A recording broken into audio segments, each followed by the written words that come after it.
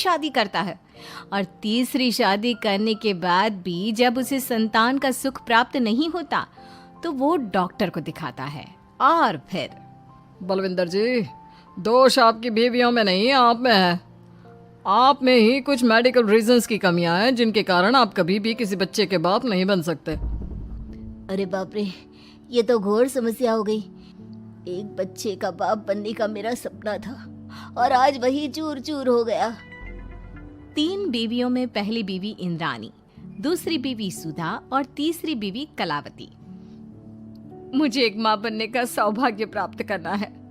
मुझे भी, इसीलिए तो मैंने शादी की थी। अरे लेकिन अब किसे पता था कि हमारे पतिदेव में ही कमी होगी। अब हम क्या करें? हम एक बच्चे को गोद लेते हैं। तीनों एक बेटे को गोद लेते हैं जिसका नाम प्रमोद रखा जाता है। 20 साल बाद अब तीनों भी बूढ़ी हो चुकी होती हैं। बलविंदर भी बूढ़ा हो चुका था। प्रमोद एक अच्छी नौकरी करता है। उसकी शादी की उम्र हो चुकी थी, इसलिए तीनों माएं प्रमोद की शादी पाखी नाम की एक लड़की से करा देते हैं। शादी के बाद बहू पाखी की पहली रसोई की रस्म की बारी आती है। मेरी प्रिय 3 सासू माओ, आज मेरी पहली रसोई है। बताइए क्या बनाऊं? क्या पसंद है आप तीनों को? बहू तू ना कढ़ाई पनीर, सूजी का हलवा और पुदीने की चटनी बना दे। अरे नहीं नहीं, ये क्या पसंद है? अरे पाखी बहू, तू छोले भटूरे, सरसों दा साग और मक्के दी रोटी बना और पंजाबी लस्सी भी बना दे। ओफो, सच में मेरी सौतन हो, खाने के मामले में तुम्हारा टेस्ट और चॉइस दोनों भी बकवास है।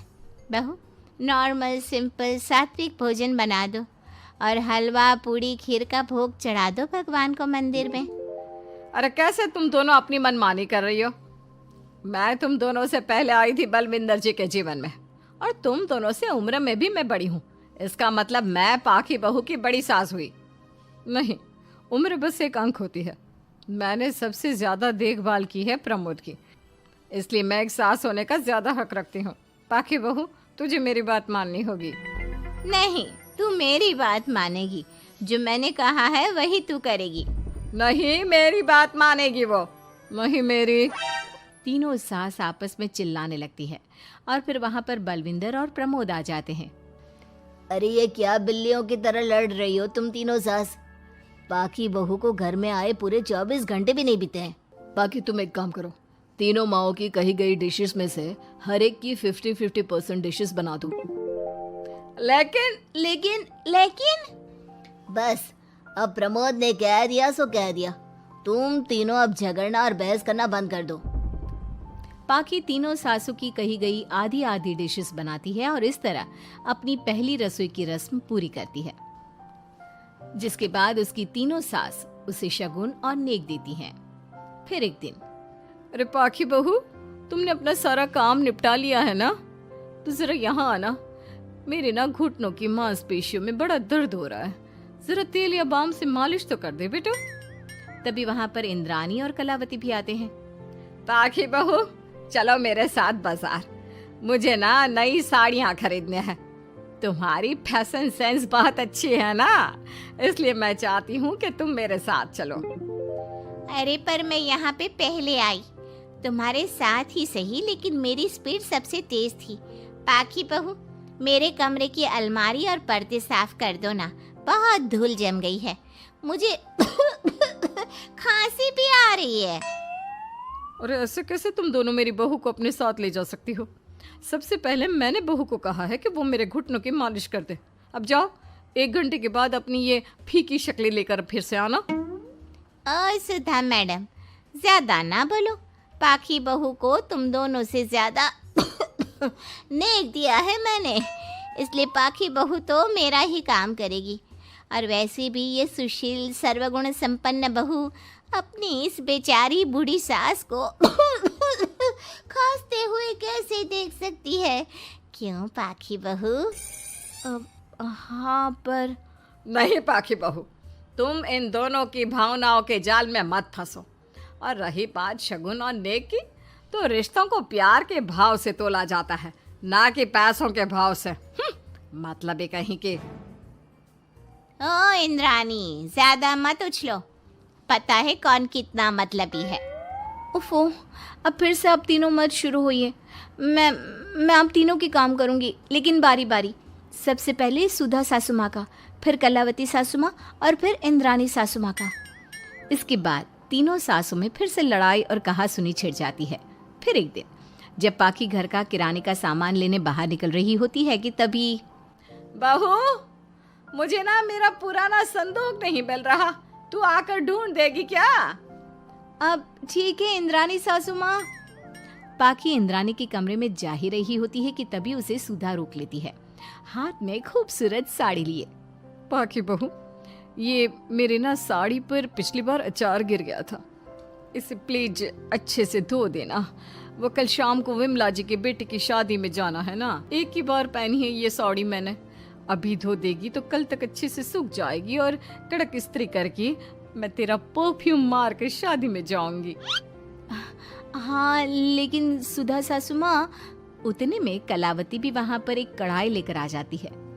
पाखी बहू, ये मैंने कल रात को मेहंदी भिगोई थी लोहे की कढ़ाई में, मेरे बालों में लगा देना बिटिया, तू तो मेरी प्यारी बहू है ना? इंद्रानी वहाँ आ जाती है और तीनों सास फिर से एक दूसरे को गुस्सेल आंखों से देखती है और फिर से आपस में लड़ना शुरू कर देती हैं। तुम अपने आप को समझती क्या हो? खरीद लिया है क्या मेरी बहू को? ये मेरी बहू है। तुम मेरी पड़ोसन है क्या? ये मेरी भी बहू है और मेरा भी इस पर उतना ही हक है जितना कि तुम्हारा। तुमने खरीद नहीं लिया है ना, तो ये मेरी है, सिर्फ मेरी, इकलौती बहू मेरी पाखी, मेरा ही काम करेगी। क्यों पाखी? नहीं नहीं, ये मेरा काम करेगी। पहले मैंने आवाज लगाई थी।